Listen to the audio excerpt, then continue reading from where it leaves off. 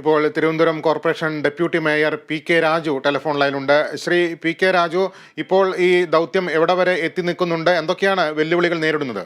നമ്മൾ ഇന്ന് രാവിലെ ബഹുമാനപ്പെട്ട കേരളത്തിന്റെ പൊതുവിദ്യാഭ്യാസ വകുപ്പ് മന്ത്രി ശ്രീമാൻ ശിവൻകുട്ടിയുടെ നേതൃത്വത്തിൽ എല്ലാ വകുപ്പ് തലവന്മാരുടെ ഒരു യോഗം കൂടിയിരുന്നു. അതിന് നമ്മൾ ദൗത്യം തുടരണമെന്നാണ് നമ്മൾ തീരുമാനിച്ചത്. റെയിൽവേയുടെ മേധാവികളുണ്ടായിരുന്നു, പക്ഷെ അവർ ആ ചർച്ചയിൽ പങ്കെടുത്തവർ അപ്പോഴേ തന്നെ പോവുകയും ചെയ്തു. പക്ഷെ ബാക്കി എല്ലാ വകുപ്പ് തലവന്മാരും ഉണ്ട്. അപ്പോൾ നമ്മൾ ദൗത്യം തുടരുകയാണ്. എങ്ങനെയും കിട്ടാൻ മാക്സിമം ശ്രമിക്കുകയാണ്. 117 മീറ്റർ ലെന്താണ് ഈ രാമേഴഞ്ചൻ റോഡും റെയിൽവേ ക്രോസിംഗ് ആയിട്ടുള്ളത്. അതിൻ്റെ നമ്മൾ 85% നമ്മൾ ഇറങ്ങി പരിശോധന നടത്തി കഴിഞ്ഞു.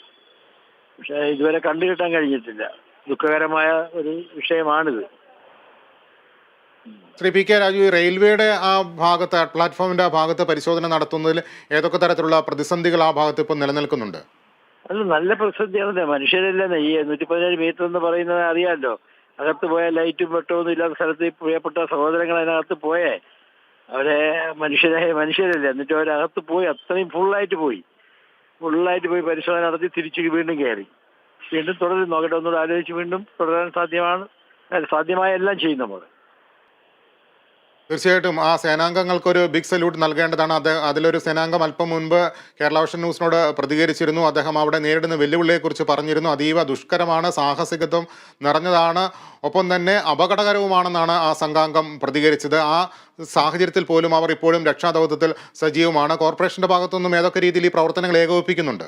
കോർപ്പറേഷന്റെ മേയർ, ഞാൻ ഉൾപ്പെടെ, പിന്നെ അതിന്റെ 3 ഹെൽത്ത് ഓഫീസർമാര്, 65 ജീവനക്കാര്, ഞങ്ങളുടെ നഗരസഭയുടെ ആംബുലൻസ്, ഞങ്ങളെല്ലാ സജ്ജീകരണങ്ങളും ഞങ്ങൾ ഏർപ്പെടുത്തി. ഞങ്ങളുടെ ഭാഗത്തു നിന്ന് പൂർണ്ണമായ 90% അവരിവിടെ ഉള്ള ഉദ്യോഗസ്ഥരിൽ ഏറ്റവും കൂടുതലുള്ളത് ഞങ്ങളുടെ നഗരസഭയുടെ ജീവനക്കാരാണ്.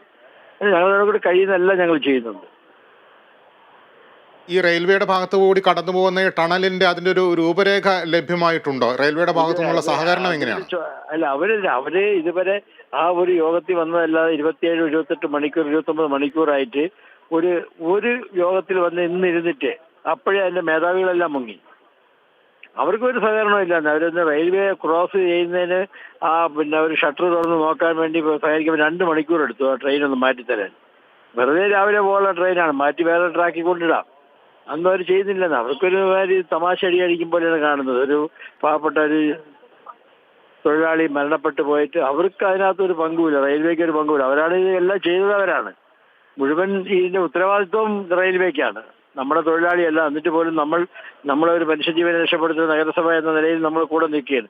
അതിൻ്റെ ഒരു പകുതി സഹകരണങ്ങൾ ഉണ്ടായിരുന്നെങ്കിൽ ട്രെയിൻ ഒന്ന് പിടിച്ച് മാറ്റി അവർക്ക് വേറെ ട്രാക്കിലിടാം, അല്ലെങ്കിൽ നേമത്തോട്ട് മാറ്റാം, അല്ലെങ്കിൽ ഇങ്ങോട്ട് മാറ്റാം. അതുപോലും ചെയ്യുന്നില്ല എന്ന്. ഈ മനുഷ്യൻ ഇറങ്ങി ചെയ്യുമ്പോൾ നമ്മളോട് സഹകരിക്കണ്ടേ? അതിന് വകുപ്പ് തലവന്മാരാരുമില്ല.